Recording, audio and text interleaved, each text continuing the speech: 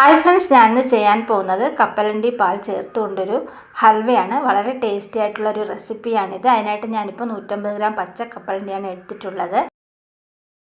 കപ്പലണ്ടി എല്ലാം നമുക്ക് കുറച്ച് വെള്ളം ഒഴിച്ച് ഒരു 4-5 മണിക്കൂർ കുതിരാൻ വെക്കണം.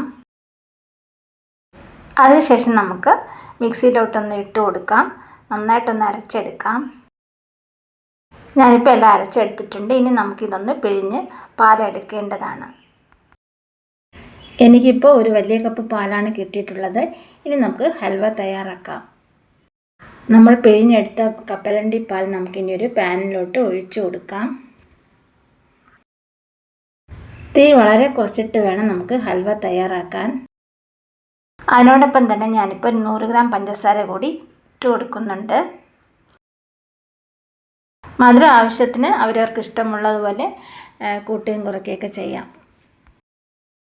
പഞ്ചസാര അലിയുന്നത് വരെ ഒന്ന് ഇളക്കി കൊടുക്കണം. അതിനുശേഷം ഞാനിപ്പോൾ ചേർക്കാൻ പോകുന്നത് 1 കപ്പ് കോൺഫ്ലോർ കലക്കിയതാണ്. അതുകൂടി ചേർത്ത് കൊടുക്കാം.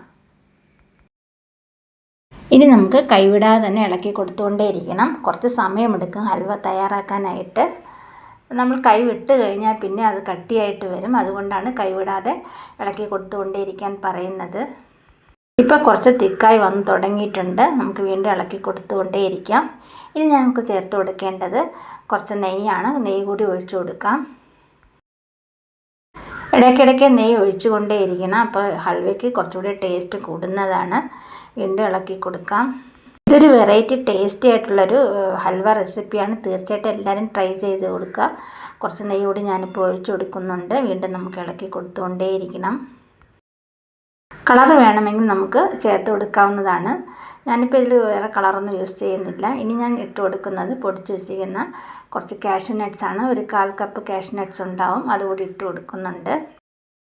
വീണ്ടും നമുക്ക് നന്നായിട്ട് ഇളക്കി കൊടുക്കാം. പാത്രത്തിൻ്റെ അരികിൽ നിന്ന് വിട്ട് വരുന്നതാണ് അതിൻ്റെ പാകം. ഇപ്പോൾ ഏകദേശം റെഡിയായി വന്നിട്ടുണ്ട്. ഇനി നമുക്ക് സ്റ്റൗവൊക്കെ ഓഫ് ചെയ്യാം. നെയ്യ് പുരട്ടിയ മറ്റൊരു പാത്രത്തിലോട്ട് ഞാനിപ്പോൾ ഹൽവയൊക്കെ ഒഴിച്ചു കൊടുക്കുന്നുണ്ട്. ഈ ഹൽവ നമുക്ക് ചെയ്യാൻ കുറച്ച് പ്രയാസമാണ്. എന്നിരുന്നാലും വളരെ ടേസ്റ്റി ആയിട്ടുള്ളൊരു ഹൽവ റെസിപ്പിയാണ്. ഇനി നമുക്ക് ഇവയൊന്ന് തണുക്കാൻ വെച്ചേക്കാം. അരമണിക്കൂർ കഴിഞ്ഞപ്പോൾ ഞാനെടുത്ത് കട്ട് ചെയ്ത് എടുക്കുന്നുണ്ട്. ഹൽവയൊക്കെ നമുക്ക് റെഡിയായി കിട്ടിയിട്ടുണ്ട്. വളരെ രുചികരമായൊരു ഹൽവ റെസിപ്പിയാണിത്. ഇപ്പോൾ നമ്മുടെ കപ്പലണ്ടി പാൽ ഉപയോഗിച്ചുള്ള ഹൽവയൊക്കെ റെഡിയായിട്ടുണ്ട്. വീഡിയോ ഇഷ്ടമായി ലൈക്ക്, ഷെയർ ആൻഡ് സബ്സ്ക്രൈബ് ചെയ്യുക. അതുപോലെ നിങ്ങളുടെ കമൻറ്റ്സ് എന്നെ അറിയിക്കുക.